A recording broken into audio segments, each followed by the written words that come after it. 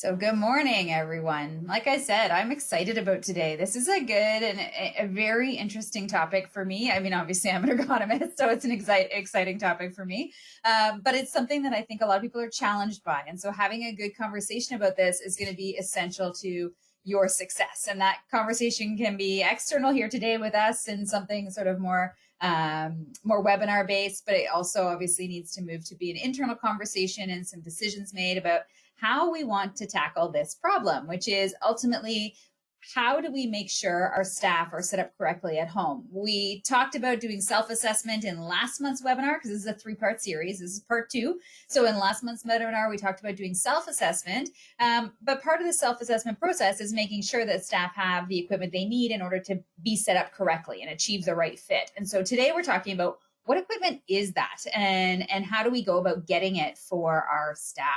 So that's essentially what our chat about is going to be about today. And I'm going to tackle a couple different problems that we know clients are struggling with, things like temporary versus permanent and how that changes things. And then also the concept of hybrid work or part-time remote work versus folks who are home full-time or in the office full-time. Obviously, how we navigate the equipment challenges for them might be a little bit different too. And so we're going to sort of try to talk about a whole bunch of different topics. But this conversation will be better, as always, if you have any insights to share, any questions that you want to pose. I'm happy to engage with those as we go along.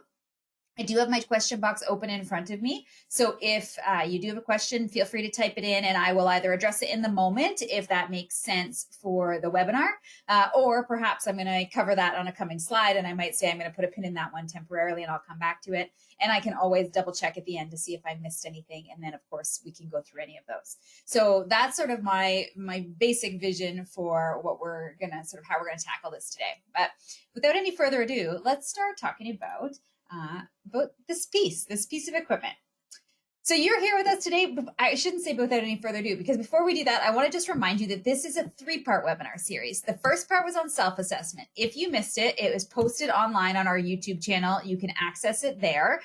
You can go through our website to get to our YouTube channel. It is available, recorded, up, and posted and ready for you. So you can review that at any point if you didn't see it. Obviously, today we're doing the equipment piece, and we're talking about that right now. And then if you have not yet signed up for our third part of this webinar series, that is happening on April the 29th at 10 a.m. And so you can go online to our website, to our events section, and you can register for that webinar there. And that one, we're going to be talking about the training piece, the education, because although we've assessed people, made sure they've got the equipment that they need and that they can be set up correctly, and we've provided them with equipment, because that's what we're going to do today. We're going to get it all sorted and get them the equipment they need. We need to make sure people are trained properly on how to use it, how to set up their office workstation, and how to engage with their equipment to achieve good fit. And that is a super important piece. We know from experience that people do not stumble into this successfully on their own. We have all kinds of data from our webinars we've been delivering over the past year and a bit now about work from home for temporary workers, that people have not been successful. They've got lots of challenges, lots of issues. There's like 80, I think the number, I'll have to double check it, but I think like 83% of people who attended had at least one piece of their workstation not set up correctly. And that's a staggering number when we're talking about more than 1,000 people that we have done this webinar for. So that's a really exciting part. We're going to dive into how do we educate and train these folks to make sure that they are set up correctly at home, right? So that's part 3. Don't forget to sign up for that if you have not yet done so. All right, so I just want to reiterate, I had this slide in my last webinar as well, and I'm just wanted to take a quick second and reiterate today that what I'm talking about, or the group that I'm focused on here, is permanent remote workers, right? So temporary remote workers are employees that have been at home temporarily since COVID started, with the intention that they are fully going to come back to work. So they are no longer going to have any component of their work be at home.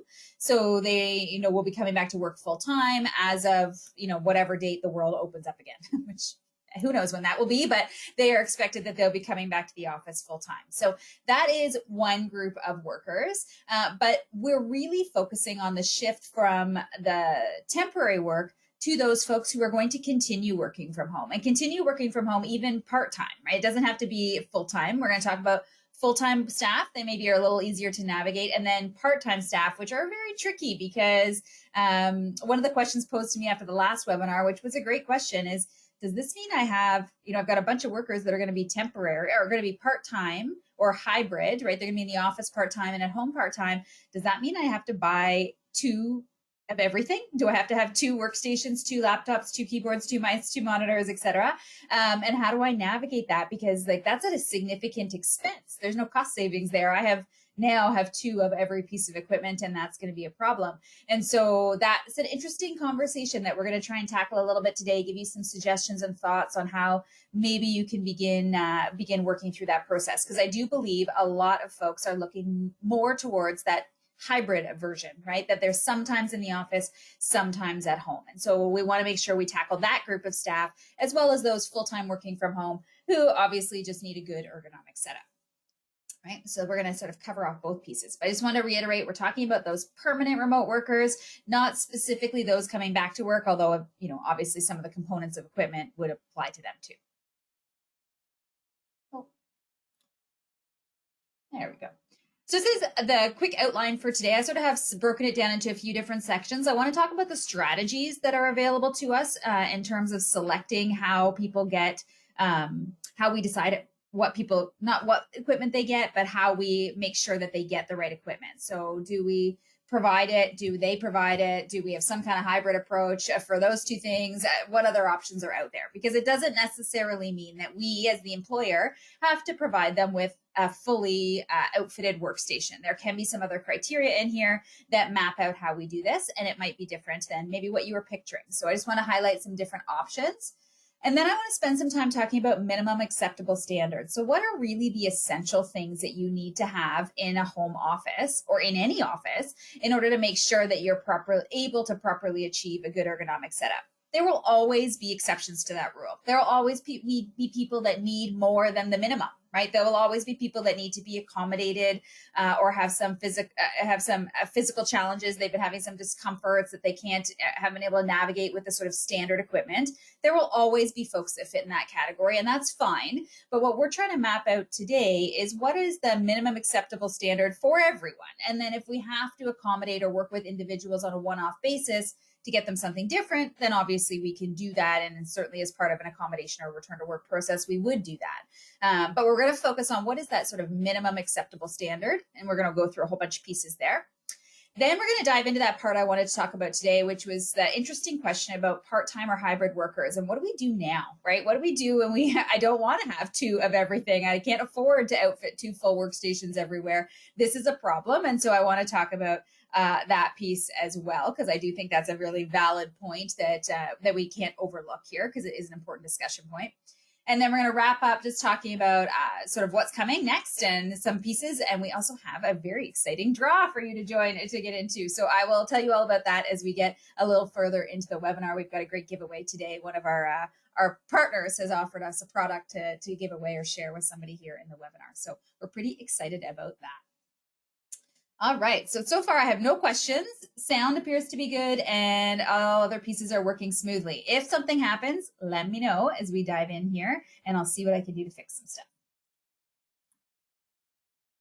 All right, so let's talk equipment strategies, because this is part one. I think this is really the first discussion point that needs to happen. We have to decide how we're going to tackle this problem. And this is a complex issue because there are lots of ways that we can do this. It's not a one size fits all. There are lots of ways to do this.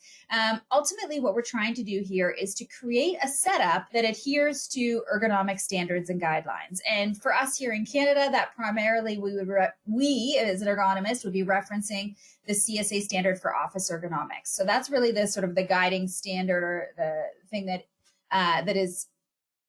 Oh, somebody is saying that they hear someone talking in the background. No, there's no recording. No other sound. I'm actually here by myself today. How exciting. So there's nobody else even here. That's no TV on anywhere. This is abnormal in my world. Is anybody else hearing that same background sound?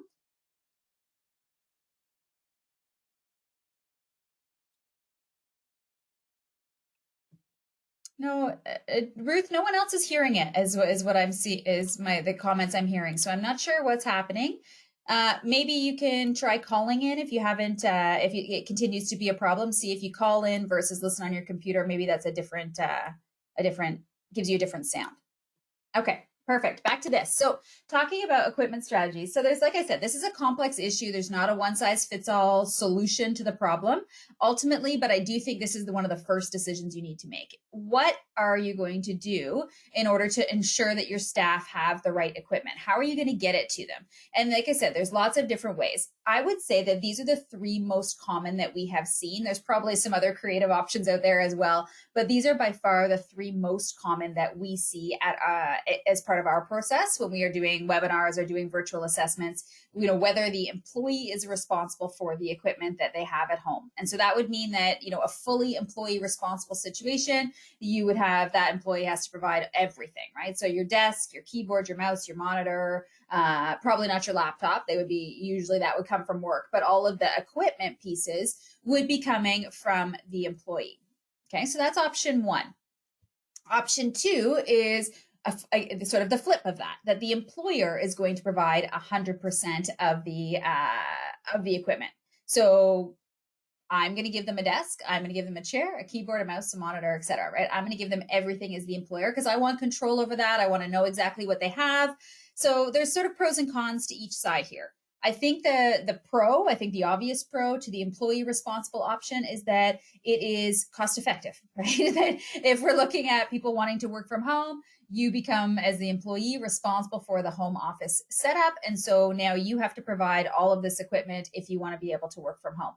Okay, very cost effective because as an employer, I'm taking no responsibility for that. Aside from, hopefully, if you joined us for the self-assessment webinar, making sure that they have all the equipment that they need and that they are set up correctly, right? So, we're not totally washing our hands of this and saying you're on your own. We want to make sure that you get these pieces of equipment, and then we'll help you make sure that they're set up correctly. But ultimately, from a cost perspective, we are eliminating that from the problem or from the equation. Employer provided sort of as the flip side.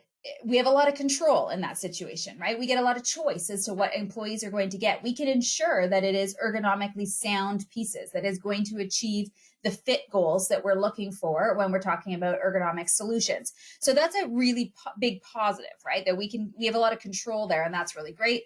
I think the huge negative here and what people are all really struggling with and workplaces across the board are struggling with is the cost associated with that. It is not inexpensive to provide everyone with a chair, for example. And then you're also suggesting, well, I'm also going to give you a desk. Well, now you're talking about $2,000 for every employee just in chair and desk. And then we add in some peripherals like a keyboard, mouse, monitor, and you're looking at $2,500, I'm just ballparking here, but let's say $2,500 for,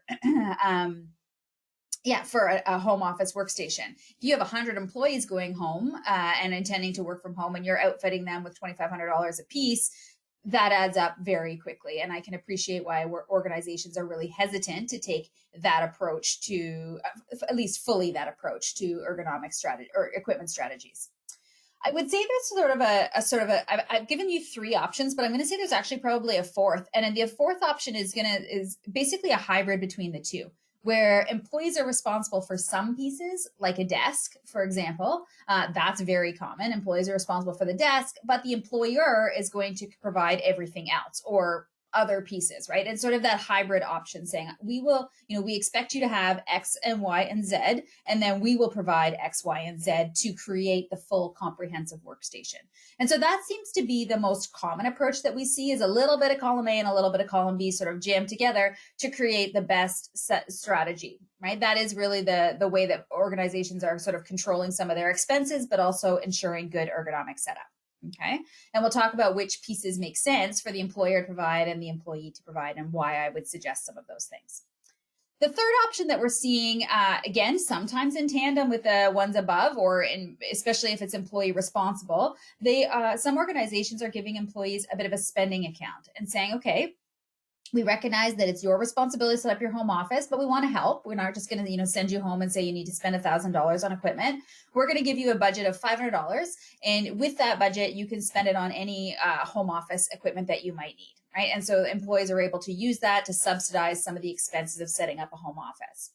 Pros to that one, same, I think, as employee responsible, is that it's probably more cost effective, right? We can manage some of the costs, figure out what dollar amount makes sense and what that's going to look like for different employees. Maybe even different employee groups get different amounts because they're at home more or less than other groups, right? There's lots of ways that you can sort of start to tackle this or customize it a little bit.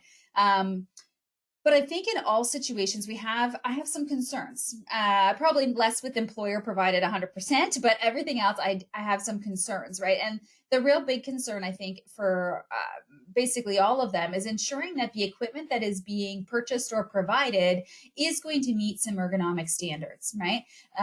For example, we saw all kinds of folks, you couldn't get an office chair when COVID hit and everybody all of a sudden was working from home. It was almost impossible to find an office chair, and certainly a like reasonably priced office chair. Like people are looking to buy one for their own personal home office. They're looking for something that's $200 or $300 tops, right? They're not looking for the Cadillac of office chairs spending $1,000. And so you could not find a $200 office chair to save your soul when when COVID hit and everybody went to work from home. But one of our challenges is that yes, an office chair is great and super fabulous, except that a $200 office chair doesn't meet any ergonomic standards, right? There's no $200 office chair I've ever met that actually has enough adjustability to meet the CSA standards for what a chair should have in order to properly fit someone. If it's temporary, people were getting away with it. We weren't too stressed about it. It was just something more comfortable, better than their kitchen chair to sit on. And I get that for sure. But when we transition to permanent remote work, then all of a sudden that $200 office chair is probably not going to cut it from, protecting our employees from injury perspective, right? Because we know that chair doesn't meet standards and that they are likely, right, or increased risk to develop an ergonomic issue related to their low back or their upper back or their neck or their shoulders because their chair doesn't properly fit them and can't be adjusted, right? Typically those chairs only go up and down. Often they have tilt lock. They're more like a boardroom chair than they are an office chair, right? Not really intended for 7 or 8 hours a day, 5 days a week kind of use. And so that's where our concerns come in, is like, we need to give still some guidance on what we're purchasing or what staff are purchasing with that spending account, or what they're purchasing on their own in order to put into their home office, because they still, from an employer perspective, I still am responsible for the injuries that are occurring at home, right? They are still, the home has become this person's workplace. And so I'm still responsible for those injuries if they occur at home. So it stands to reason that I want to prevent that. And therefore I should be, or I need to be, taking action steps. And so just saying, okay, go out and get what you need to get your office is not enough of an action step, right? Even providing money to help with that is not enough of an action step, because staff don't know what they need. And that's part of our role as the employer, I believe, to give them the guidance for that.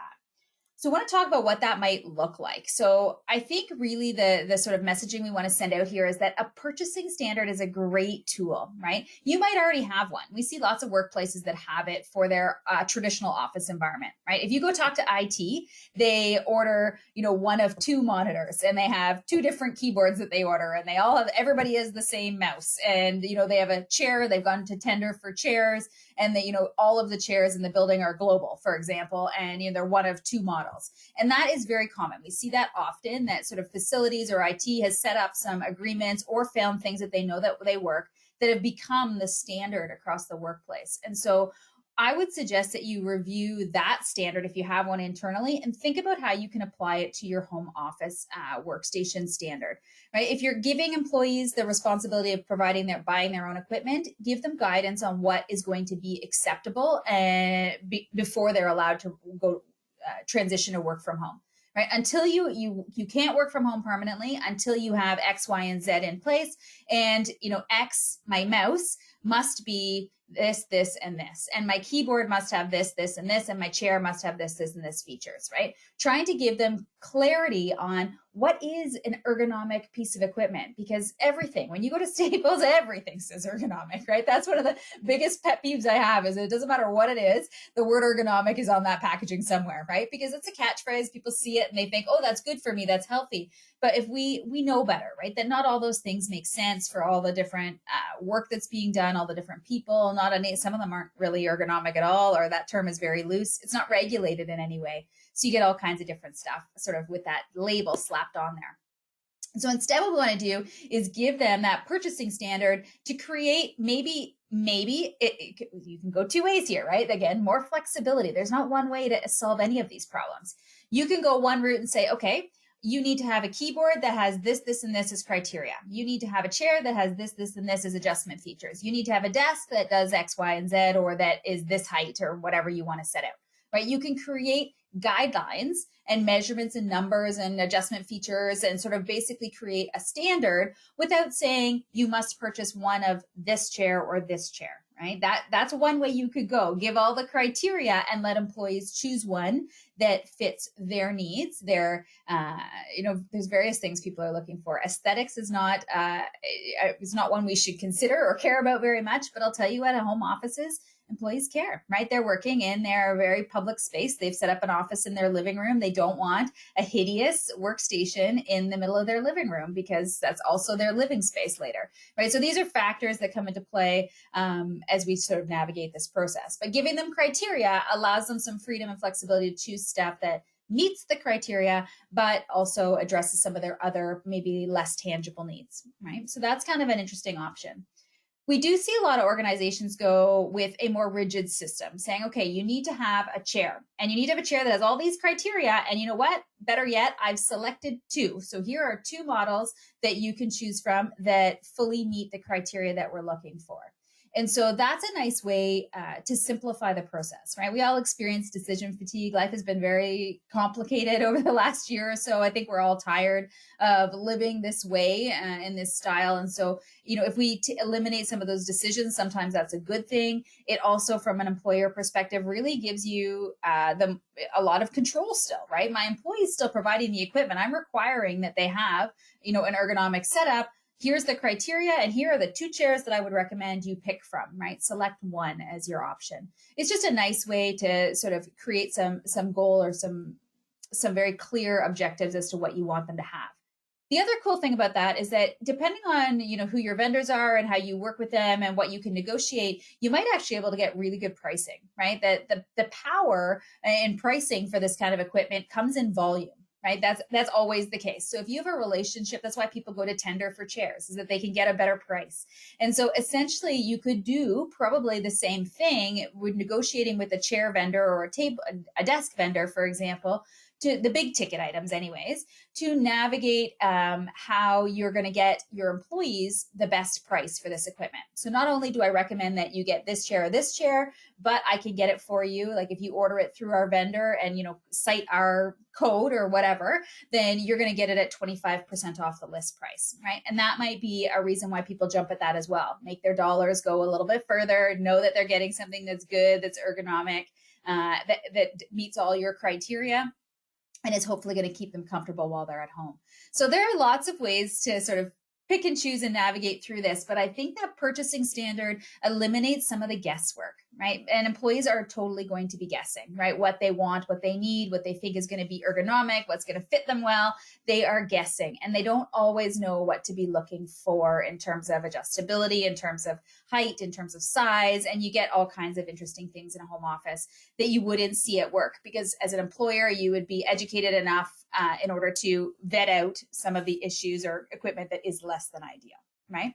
So that's something that we would recommend that you at least explore as an option. Try and get some better pricing, try and map out the needs, the criteria that you want employees to have for the different pieces of equipment that are out there, especially your bigger ticket items, right? I do think there's some opportunity there to make that better. I wanted to share this today because it makes me smile a little bit, that there was a survey, I should say, done by Procurify, a work from home survey in 2020. And I like the statistics from this survey. So my most interesting for me is the things that make me laugh a little bit are that some of these make sense, right? Some from an ergonomics perspective, some of these make sense. So things like the first couple on the list, sit, stand, desk. I get why people would want that. That'd be a wish list for your home office. An ergonomic chair. I get why that would be a wish list for your home office. A new computer monitor, not essential maybe. And that's what we're going to talk about. That is it essential or not? I'm not guaranteeing that it is, but I do understand why people would wish to have a new computer monitor if they're working on a laptop screen, for example. But then you roll down the list there, and there are some things on that list that are really not essential, right? A laptop stand. Nice, but probably not essential. We can work around that, right? A wireless keyboard and mouse. Okay, that's fine. Wireless is great. A keyboard and mouse, I would argue, is essential, but wireless is not, right? And it typically adds some cost. So that's a wish, a want, right? Not so much a need. And then you get down to the bottom and there's some crazy things, right? A high-end water bottle, a yoga mat, ball. These are the kinds of things that we see when we leave it up to employees, right? And this was probably our number one challenge when we first moved to, sorry, just reorganizing my screen after that.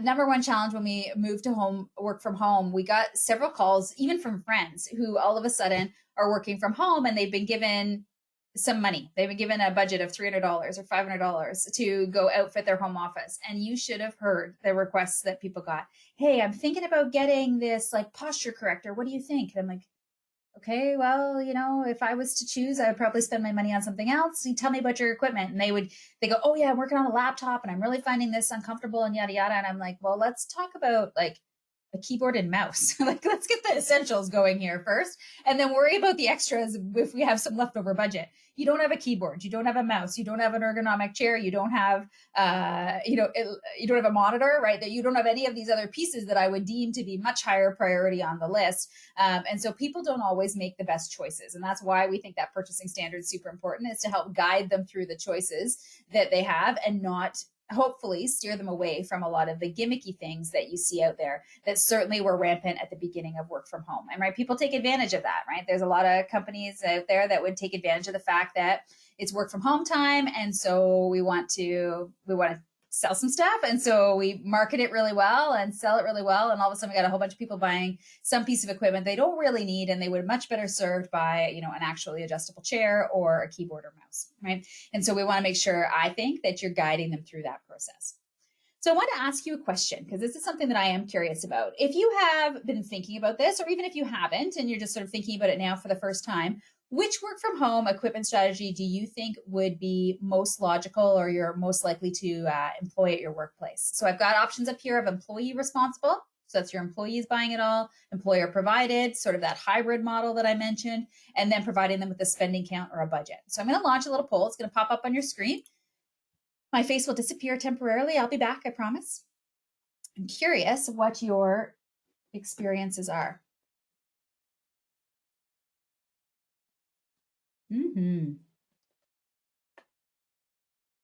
Okay, got a whole mix. I can see the numbers bouncing around. A lot of folks seem to be in that sort of hybrid option, which I would say from to date is probably the most popular option that we've seen. A few are going totally employee responsible. It's going to give everybody another 5 seconds to get their vote logged. Awesome. And I think that's probably in line with what I was expecting. Your responses are 65% said that hybrid model, a little bit of both. 9% are going with a spending account. And we have seen that. That has not been uncommon. We have definitely seen that for sure. We get lots of questions about mostly our friends and family. What do I spend my money on? What do I want to do with this? I'm thinking this. Then we've got some saying 15% are saying employer provided. So I'm assuming you're providing almost everything at that point. And then 12% are employee provided. So we've got a bit of a mix today, which is good. But that would be in line with what I'm expecting and what we've seen over the last while, trying to navigate even the temporary situation. All right. So let's talk about that minimum acceptable standard. What is considered to be acceptable for our home office workstations? Because that is really sort of the driving force here, is that we need to figure out what the acceptable standards are. And then from there, we can work around that. Sorry, still trying to organize here. My screen's a mess. This happens when you start launching polls. Everything moves around. You got to figure out how to put it all back together. Okay, so this is what we're here for, right? We want to talk about what our equipment is. So let's talk about our equipment for our home office. Like I said, minimum acceptable standards. This is what we're going to start with. And then obviously we can always expand and get bigger, better than, the minimum. However, I want to outline what I think is considered to be sort of must-haves for a home office workstation. How we do that, how we achieve that posture, that setup option might be different, but there are some must-haves. And then from there, we can talk about what other things we might enhance or add on to make it even better. So let's take a look at first why we do this, right? Why do we have ergonomic equipment? I think everybody on the webinar is probably already on the same page with respect to this, but ultimately good posture leads to comfort. And I could even sort of expand on that and say good posture leads to no injuries or less injuries, right? In an office environment, your main injury risk from a musculoskeletal perspective is awkward positions that you hold for a prolonged period of time, right? That's really the main issue here. And so obviously we can't necessarily change that we have to do computer work, right? Most of us who are work on a computer spend 80% of our time or more on the computer. So we can't really change the fact or rotate off the computer. We can't really change the fact we do computer work. What we really need to focus on is getting our body into the best posture humanly possible in order to reduce our risk here. Right. So I know my pictures show what a traditional office, right? That is a more traditional office. Obviously, that person on the left is working on a keyboard tray, has a monitor arm. Same thing effectively with the person on the right, right? I know that that is a very traditional office environment, but I just sort of want you just for 1 second, draw your attention to those principles, right? It's the picture I'm really looking for, right? That we don't expect everybody to have all of those pieces. I haven't actually in a year and plus, I have never once recommended someone get a keyboard tray at home. It's not very practical for a home office. It's not very practical for a home desk. They're not really built to have keyboard trays attached to them as a general rule. There are some exceptions to that, but as a general rule, they're not built to have a keyboard tray drilled into them. So those are things that we have not seen at home. But the point is that I need you to work in that posture, right? That's what I'm really looking for. That straight, neck straight, stacked on top of your spine, relaxed shoulders, elbows bent at 90 degrees, hips, knees at 90 degrees. That's the sort of 90-90-90 rule, if that's helpful, little remembering tip. And then wrist straight. And that's really the posture that we're trying to aim for. So when we do our assessment and when we do our equipment choices, we want to make sure that we're thinking about the range of people that we're dealing with, right?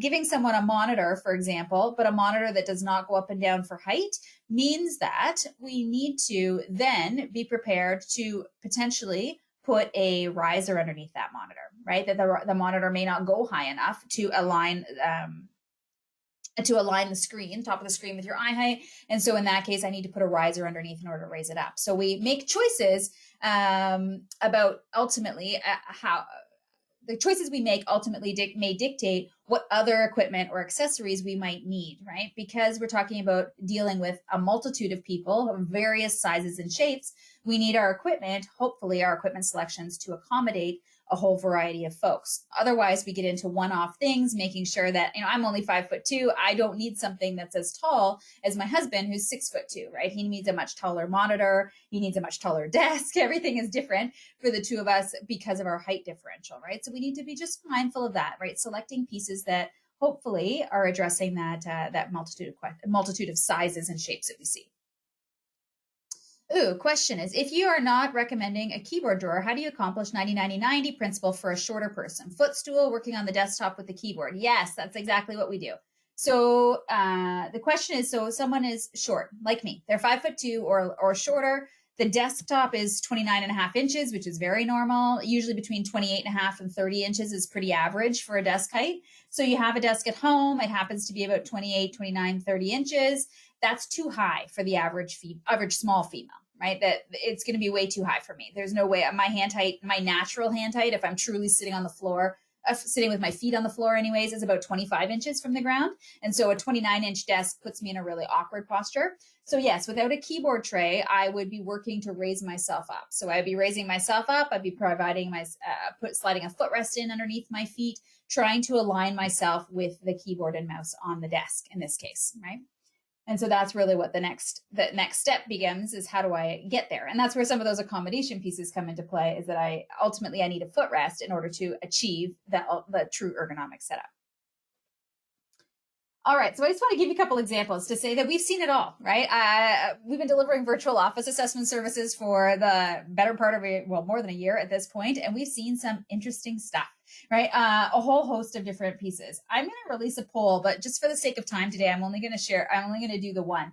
So the picture on the left is just an example of one person's home office that we saw, and then the picture on the right is obviously an example of someone else's home office. So I just want to share the poll, and the poll is going to ask you what equipment might be of concern in this picture? So you can check as many boxes as you would like. The options are desk, keyboard, mouse, screen, or chair. So I'm going to share that poll with you now. So check whatever you think is appropriate. It should be on your screen basically as we speak. So this is picture 2. Looking at the picture on the side there, are you concerned about the desk, the keyboard, the mouse, the screen, or the chair?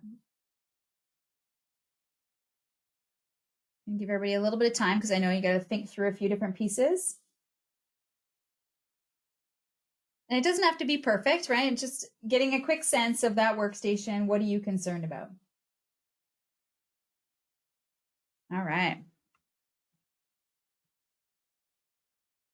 Maybe 5 more seconds. We got a total of 45 seconds here. Awesome. What a mix, right? There's such an interesting answers here. I love it. Okay. Okay, so we got a whole host of different things. So looking at the 2 pictures, these are examples, actual examples of workstations that I've seen. So obviously there's no person in there, but you can imagine or make some guesses here. Nearly everyone told me that they have some concerns about the chair. I would hope so, right? That chair, no surprise, that person was having some low back discomfort and there was nothing we could do with that chair. There's not a lot of adjustment. Well, there's clearly no adjustment options, but there wasn't much padding. That metal seat really isn't doing anything for them. And then that cutout at the back meant you couldn't even really like add a lumbar cushion or anything. Like it was really limiting that chair. The rest of the workstation was actually pretty good overall, I'll be honest. Little things you wouldn't know, but that's an IKEA desk. And that person had purchased the IKEA desk, squeezed it into their like spare bedroom. And quite honestly, it's actually great, right? It doesn't look, I mean, you can't tell from that picture and you wouldn't know until that person sat in the chair, sort of what the relationship is, but it's a height adjustable so that not like powered, but you can pick your height up front. So they can actually lower it down quite a bit. So they could actually find an ideal height for that workstation, which was kind of handy, right? There was options there. Keyboard and mouse, not fabulous, not terrible, right? Just a standard keyboard and mouse. If they're not having any shoulder or elbow issues, not much of a concern, which is good. And then the monitor or the screens, I think in this case, the monitor's fine. In fact, the monitor actually goes up and down in height on a pedestal, which is cool. And then the laptop screen is maybe of concern. It's a little bit low. So there's a few pieces here that aren't great. I think the resounding one is that the chair is the number one issue. But if I was looking at this from a global perspective, not thinking about this one individual, there are some really good things happening here, right? Standard keyboard and mouse, that's standard issue. That's happens at every workplace everywhere, is that people get the same keyboard and mouse. The monitor goes up and down. So that means that we have a huge height range adjustability options. So they can adjust that screen to whatever height aligns properly with their eye height, which is great. In this case, the desk that was purchased actually can be raised and lowered through quite a height range. I think it could go down as low as, I've forgotten the exact specifications, but it could go down as low as like 25 or 26 inches, and it could go as high as about 32. I'm just guessing, but it was quite a good range to accommodate a lot of people. They weren't adjusting it all day. It was part of the setup to pick the right height at setup. It was like a pin adjustment. You just slide the pins into the right spot, and then they could set themselves up at elbow height. That's not a bad deal, and it's from IKEA, right? So it's not wildly expensive. So desk's not bad, monitor's not bad, keyboard and mice are standard, which is good. I think if we're using that laptop, we need to make some adjustments, but the main issue here is the chair, right? We need to figure out how we're going to tackle that chair problem. So that's just sort of just interesting examples and things that you see when you are out doing virtual assessments, right? And this is what happens, and this is what happened with everybody. When we went to temporary work, there wasn't as much direction given to staff, and it wasn't possible, right? It all happened way too fast, and we weren't ready for it because nobody was ready for it. And so people went home, and all of a sudden were doing the best to work with the situation they had in their home office or home, whatever that might look like. So we saw things like this quite regularly. And then as time went on, they were struggling and needed to make a change. So this is the kind of stuff that we see that we want to avoid, right? If we're able to give better direction, if we were able to set clear criteria about what that equipment needs to have, most of these pieces probably would have been there. That desk is great, monitor's fine, keyboard and mouse are fine, might have done something else with the laptop riser, but ultimately we really would have set criteria for a chair and hopefully have avoided any potential issues from sitting on that for a prolonged period of time. All right, so let's talk about the different pieces. I want to start with work surfaces, and I just wanted to give you really sort of a couple food for thoughts. Primarily, I would say this is the area that most employers are not providing. I have not met very many employers that as a standard issue are giving people desks, right? That it does happen, right? It is an option, and it certainly gives you lots of control over that, but it is a big ticket item, generally speaking, and something that is for most people probably not essential, right? I said that sort of setting criteria again, right? Purchasing standard, right? I need you to be working on a desk that is between, is no higher than 28 or 29 or 30 inches or whatever number that you decide to use, right? So that is true of a lot of folks for like kitchen tables probably fit within that range. They might have like a folding table even that fits within that range. They might have a desk that they use for work that's within that range. There's all kinds of tables at home that probably fit within a certain height range that you're looking for.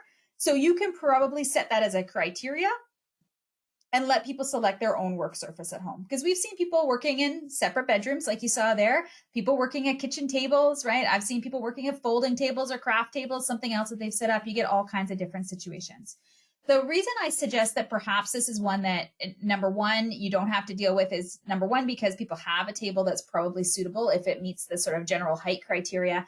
Number two, this is one that is very difficult to mandate because we really don't know what people's living situations are like, right? One of the things that we've been most challenged by, I would say, in the 100 office assessments, virtual office assessments we've done over the last year, is we've run into a couple people that live in a very small apartment, right? I did a webcam meeting with someone the other day who their bed was in the background, right? And I could see their kitchen, right? They're in a loft style apartment. Everything's sort of open on one level. And I don't know where they've squeezed their desk into, but it's clearly like squeezed it in a corner somewhere to make it work.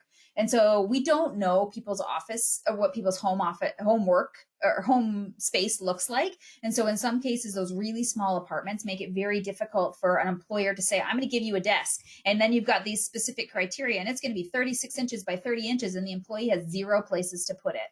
And so now you've created some other problems potentially in that situation. And so in most cases, I would say asking the employee or expecting the employee to provide their own desk or workstation, as long as it meets some height criteria, is probably appropriate, right? We've seen a lot of really small space challenges. That is not an example. That's a stock photo that I pulled online, but that would not be abnormal, right? 2 people trying to work from home in a tiny apartment. They only got so many options. So they face each other on the same desk effectively, right? Like that is the situations we've seen people in. The other part of this is the aesthetics, right? Like, I mean, dictating what people's home is going to look like can be challenging. That sometimes, again, if they're in an open space apartment, they can't close the door on their office. They want to the look, the uniform look of their home.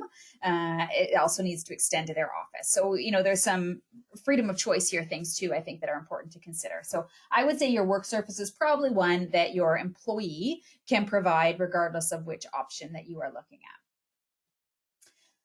The second one, and probably the biggest ticket item that most clients are still probably struggling with, I think, just from a question perspective, is like, how do we do this? Is, do we need to provide a chair, right? And I mean, as with everything else we're going to talk about today, the short answer is no, right? You can require that the employee purchase a chair for their home office, and they can't work from home until they have a chair that meets certain criteria, right? Because you've got a space available at work that you can have them work at.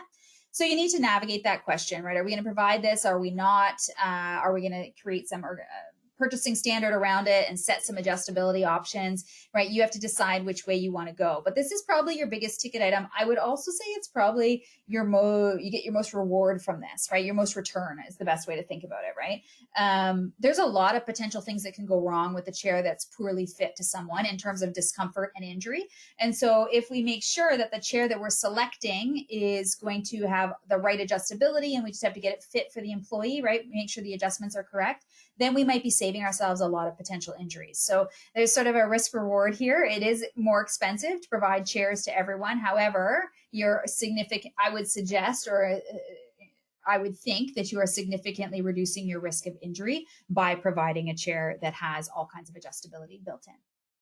The criteria we're looking for, if you're trying to map out a purchasing standard, for example, is probably something like this, right? A chair should have the following adjustment options. It should be a multi-tilt or a synchro tilt. A knee tilt's fine too. Like, there's a couple different options, but ultimately it should have some sort of tilt mechanism. And usually if it's called one of those three things, it's probably a decently quality ergonomic chair. It obviously needs to adjust for seat height, backrest angle. The backrest height needs to go up and down because we're trying to adjust that lumbar cushion, not because I care what height the backrest is at. And then it also needs to have independent, or it could, if the backrest doesn't go up and down, sometimes the lumbar support raises and lowers on its own independently of the backrest, and that's fine too. And then typically armrest height. And these would be the sort of minimum standards that I would be looking for in a chair. And you may find some really great options out there in a decent price point, but I think you're still probably looking at more than $500 a chair. You probably can get them for less than $1,000, but I think you're still looking at a pretty significant price investment to ensure that people are getting a chair that's properly going to fit them and that they can adjust. And then there's always optional features, right? There's always pieces you can upgrade. That's part of life and everything, right? You can always upgrade, get seat slide, seat pan tilt, upgraded fabric, even if you wanted. Like there's all kinds of different things that you can pick and choose there. But ultimately, I think those are the minimum standard is the pieces I listed at the top. And the real important thing is that fit is key, right? We want to make sure that the ranges on these things are appropriate. So our seat height needs to have, maybe we look at the seat height range, and that's what we're comparing. When I'm comparing Model A to Model B, and which one am I going to put in my purchasing standard? Oh, look, the one in Model A, yes, it's an extra $100, but the armrests have another inch of adjustability and the seat goes up and down another 2 inches, right? I've got more adjustability there. And my backrest angle is typically fairly standard, but maybe the lumbar does one more thing, right? The more adjustable features we can provide within a price point we're comfortable with, the more likely we are to find a chair that properly fits someone or can be properly fit to someone. Right. So we want to be mindful of that as we're comparing situations too, not just the features, but sometimes even what ranges they can go through. That can be big. All right. So I want to talk about screen. I've missed a couple questions, I think. And so I will come back to those if you give me a second. So I'll loop back at the end just to make sure we stay on track for time here. So we talk about screen. This is one that I think we again can maybe not provide, right? That we can do some different things here to make it work, but we don't necessarily have to provide an actual monitor, right? There are some nice things about a monitor. Obviously, it's much bigger, the resolution's better, it can be easier to see the screen, etc. But if you have a decent sized laptop, as not a tiny one that you've provided to staff, then generally speaking, a laptop screen's actually not bad. That's my colleague Alex on the right there, and she actually works exclusively on her she has accessories, keyboards and mice and stuff like that, but she uses her laptop screen as her screen. That's actually her setup with the keyboard and mouse implemented there. So that's actually what her setup is. So an ergonomist doesn't use a full-size external monitor. She has a pretty big laptop, but she uses that screen as part of the process, right? So the key parts here are setup. So we need to be able to get the screen to eye height and one arm's length away. But how we do that can be very unique. It doesn't have to be magical. It doesn't have to be beautiful, right? It could be a laptop stand, right? I've got some examples of things. You might look at a monitor, right? You might go to a totally separate monitor, which is an option. You might stack it up on a bunch of books, right? That's suitable. We do that if we're in the office making adjustments and somebody's not set up right. I'll stick a binder or a book underneath it or a ream of paper, right? All of those things effectively raise the height. So it's not beautiful, but it is effective. You might look at something like a laptop stand, right? You might be able to raise a laptop stand up, or a monitor stand of some kind, obviously, as well would be appropriate. But there's ways I don't think a screen is essential, right? I think this is one that if you provided them with a laptop that has a built-in screen, then you can probably use that and instead work to adjust it, right? By giving them some flexibility with the laptop stand, et cetera, maybe as your solution rather than actually providing a screen. Certainly, if you have screens available and you want to provide them, or if that's something you feel is important for the type of work you do, of course, a screen is great and it should definitely be considered. But if we're looking at areas to cut costs, then a screen might be deemed something that's optional, right? That I don't need it because I have a monitor built into my laptop. All right. Keyboard and mouse is one of those areas I don't think you can cut corners. I mean, you don't have to buy the Cadillac of keyboard and mice, but I really do believe that a keyboard and mouse, an external keyboard and mouse, is essential. You can't really work on a laptop and achieve ergonomic setup. They're too small. They cause inward shoulder rotation. You end up mousing and typing at the center of your body and sort of rolled inward. you're looking down to see the screen because you have to type on your keyboard and mouse. So you can't separately raise the screen. So basically, I think a keyboard and mouse for an at-home workstation is pretty much a bare minimum. If you're going to provide nothing else, you need to make sure that your staff have a keyboard and mouse, however you do that, right? Provided, employee purchased, etc. I think you need other pieces too, but a keyboard and mouse is absolutely essential. You cannot achieve ergonomic setup with just a laptop. So it doesn't have to be fancy, right? Standard keyboard and mouse are fine. For most people, they're fine with that. There's nothing that, no discomfort, no issues. If they start to have discomfort, then you deal with that and, accommodate as you need. But I think a standard keyboard and mouse, wired, wireless, whatever makes sense for your organization is fine. But you do really need, I think that's like one of those messaging things. You really do need a keyboard and a mouse in order to achieve ergonomic fit. All right, so those are the minimum acceptable standards. Now I want to dive into this conversation. And you can always obviously add a whole bunch of other accessories, right? It's possible to add all kinds of different accessories to this situation. You can, footrests, you can have all kinds of different stands. You can have document holders. You can add earbuds or headsets. So there's all pieces that are accessories. But I think from an absolute true minimum, somebody must have a keyboard, a mouse, a chair, and a desk, right? Those are the criteria. And how we get there is going to be unique. And then when we talk about what other things we're going to need to work on figuring out how to set up properly, you're going to need some pieces to make your monitor work properly. However, it doesn't have to be a monitor. It doesn't have to be a formal monitor stand, right? If we're really looking at cutting our dollars back and trying to keep the costs manageable, we can probably do that by making other solutions and still achieving ergonomic fit. Because that's really all I care about, right? I'm mostly concerned about ergonomic fit, right? That the workstation you're at fits your body size and shape. And so that's really what the goal or standard is. All right. So the question of the day: during temporary work, we've seen this, not during temporary, as people transition to permanent work, we are seeing more and more discussion about part-time or hybrid. We're going to be in the office a couple days a week. We're going to be working from home a couple days a week. Question of the day: do you outfit two workspaces? Do I have to buy two of everything at work and at home? And I think the answer to that question probably, again, is complicated, and it depends a little bit on the work that people are doing. It depends on how frequently they're splitting, right? 1 day a week at home versus 4 days a week in the office is going to be different than somebody who is 3 days at home and 2 days in the office, right? Their needs at home change, and their risk level at home changes as well. So I think we sort of play with this a little bit.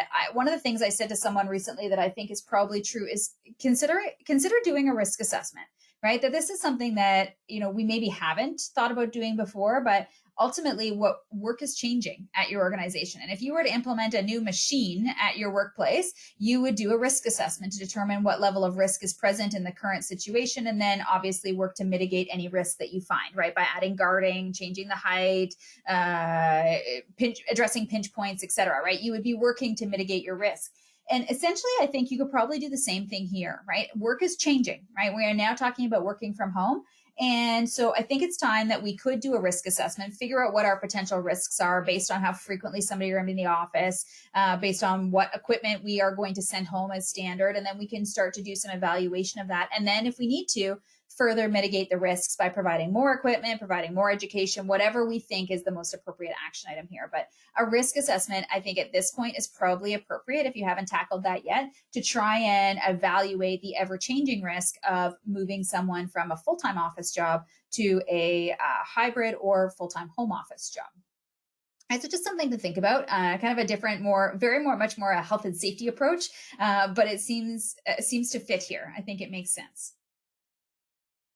So let's talk about that hybrid approach. I just want to highlight what folks are saying about the hybrid approach. That at this point, I asked a poll in last month's webinar, and 60% of people attending last month's webinar said that employees will continue to work from home at least part or full time. Some of you are here with us again today, and you would have been one of the people that answered that question last month, right? And so 60% of people said that they full or part time at home and moving forwards. Interesting part is that of those, 25% of you, of those folks that answered that question, said they'll have some folks working at home full time. But 83% of the folks that answered that question said they expect to have the hybrid approach, that people will be in the office part-time and at home part-time. So I wanted to highlight that because I think that is just sort of reiterates what our examples what our situation is going to be. A lot of folks are going to be hybrid, right? Are going to be working from home part-time and working from the office part-time, right? So that necessitates this conversation, which is what do we provide to people working from home? So I just want to give you some sort of general thoughts today, because I don't think we can necessarily answer this question sort of outright, but I do have some general thoughts. The first one is that this maybe necessitates a shift in thinking and culture at your workplace, right? If people are not going to be in the office 5 days a week, do they all need a private cubicle or a private office? And the answer probably is no, right? That we've been talking for several years about some of the advantages and drawbacks of things like hoteling stations, right? Where somebody comes in and they drop into an available workstation. So you have somebody on your sales team, they need to pop in for, a day of meetings, and they just pick an available workstation, right? Because there's a bank of 30 of them that are all set up. You choose whichever one that is available, and that's going to be your home base for the day. And I'm wondering, this is just anecdotal, but I'm wondering as we move towards this hybrid approach, if that makes more sense, right? That we can reduce the footprint required in our office while still having the same number of staff, because they're going to be only in the office part-time. And so they just need to have a space. So on any given day, I'm going to have 30 people that need an office or a workstation that's available to them. And so in that case, maybe I have 30 workstations set up. They can just come in and drop their stuff as they go, which is kind of cool.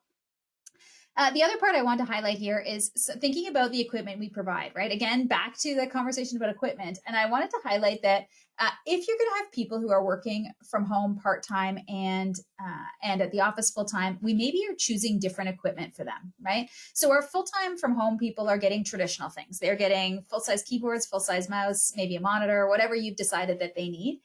But maybe people who are transitioning back and forth regularly between the office and home need different equipment, right? Maybe their kit looks different. And so I've given some examples from here, some examples here on the slide of what might be more portable equipment. And that's really where you might be able to get away with only providing one of each. And so they come to the office and they bring their keyboard, which is portable, their mouse, which is portable, and something really cool like that portable laptop stand, this is what we're giving away today. That's been donated by Joel at Fitzbody, so we're super excited.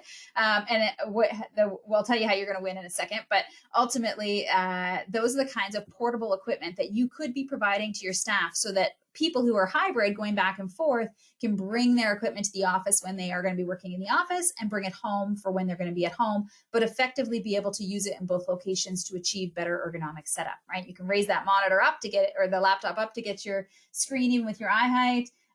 I've got some examples up there. I mean, certainly a folding keyboard, an option, those kinds of things there's lots of portable options, and you could even just have full-size equipment that they're expected to carry back and forth.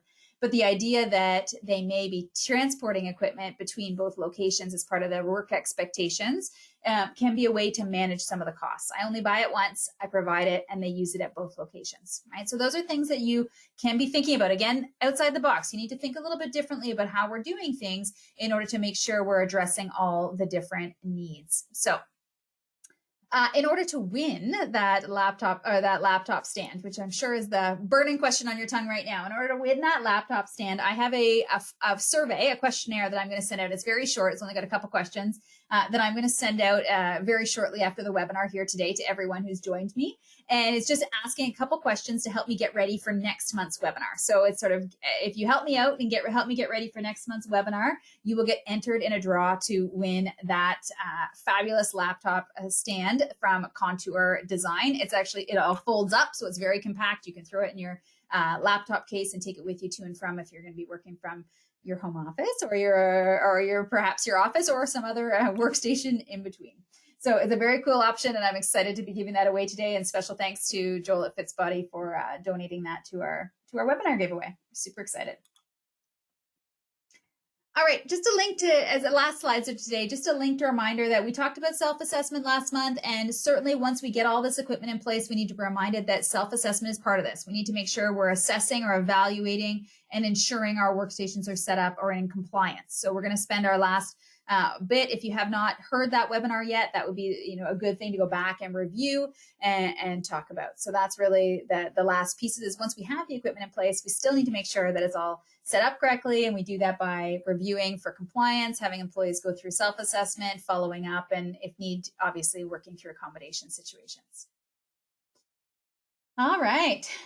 So I have lots to talk about today, or I've had lots to talk about today. Equipment is a complex situation. I've got some questions I will make sure I answer. It is 10 o'clock. So as you run away today, I just want to thank you for joining me and remind you that we are getting ready to launch a new product. So if you have not heard yet, we are in the final stages of launching the Pro OLS, so our online learning system.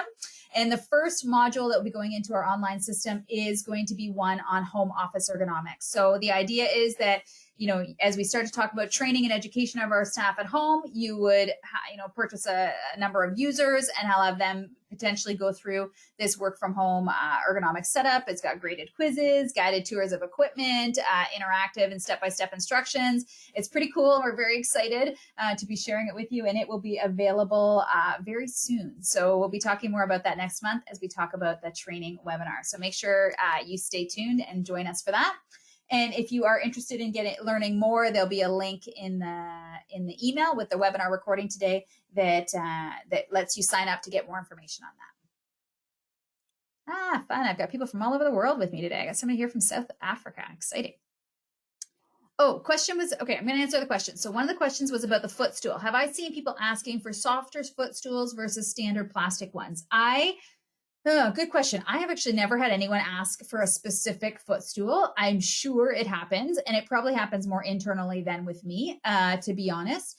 I do have some that I prefer over others for various reasons. Mostly it's about like robustness, right?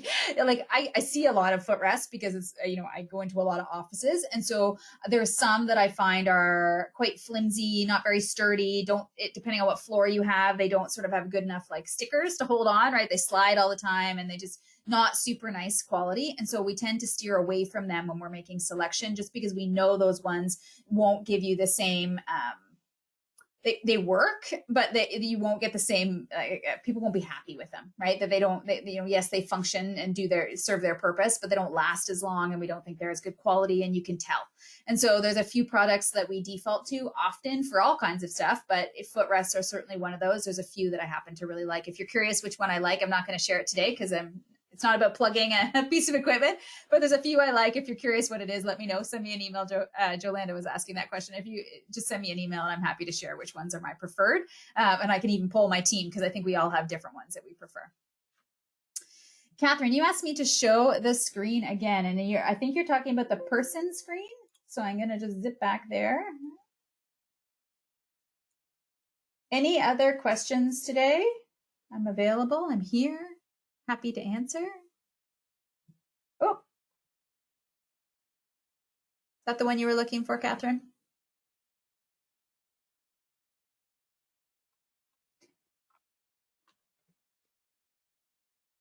Awesome. Thanks, everybody. I hope you have a fabulous afternoon. If you have any questions, let me know. That survey will be out in a few minutes, and if you complete that, you'll get entered in that great draw. And I'm happy to answer any questions via email. So feel free to email me at any point at info@proergonomics.ca. And all those emails go directly to me. So I'm happy to answer or respond to any questions that come through there. I had some great ones after last month's webinar. So I hope you challenge me some more to think a little harder about any issues or challenges that are happening in the office. New question here is, any thoughts on recovery of the equipment when people leave? Oh, good question. And this one, I think, yeah, I don't know. I think this is more probably of a legal question than it is of an ergonomist question. It is obviously getting equipment back is always a challenge when somebody leaves. And that's true for, even probably your laptop and other things, right? But I think at this point, best practices are probably to map out exactly what we're giving them. If they're a new hire, it's probably part of their contract that they receive this equipment and then you're taking it back. Maybe, I don't know, because again, I'm not a lawyer, but maybe maybe you can build in a clause that if they, don't return the equipment, that the cost will be this cost will be deducted in order to replace it. I'm not sure what the options would be, but I certainly think getting equipment back is always a challenge, regardless. I mean, from as simple as like cell phones and computers to something that's a little bit harder to regulate, like keyboards and mice, etc. Yeah, so that's definitely a challenge, Carol, for sure. And it's something that I think you'd want to again, have that conversation with some of your legal team, talking about your contracts, how they're written. Can they include that? What's the sort of consequence? And mapping that all out up front as you hire, certainly as you hire new. And then for your existing staff, I'm not sure what the best strategy is, but they probably at least signing off on what equipment they have. And then obviously you've got a list of things that they're expected to return, how you enforce that, and what you can do if they don't return it. Legally, I'm not sure what the options are there. That's a good question.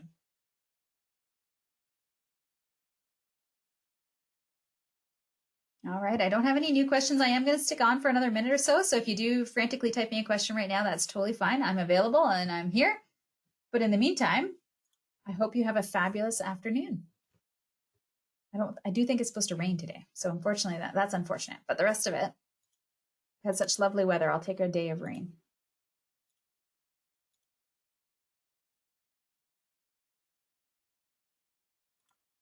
Awesome. No new questions coming in here. So I'm going to say that's it for today. Thanks, everyone. And I hope you have a fabulous afternoon. Oh. Thanks, Yolanda.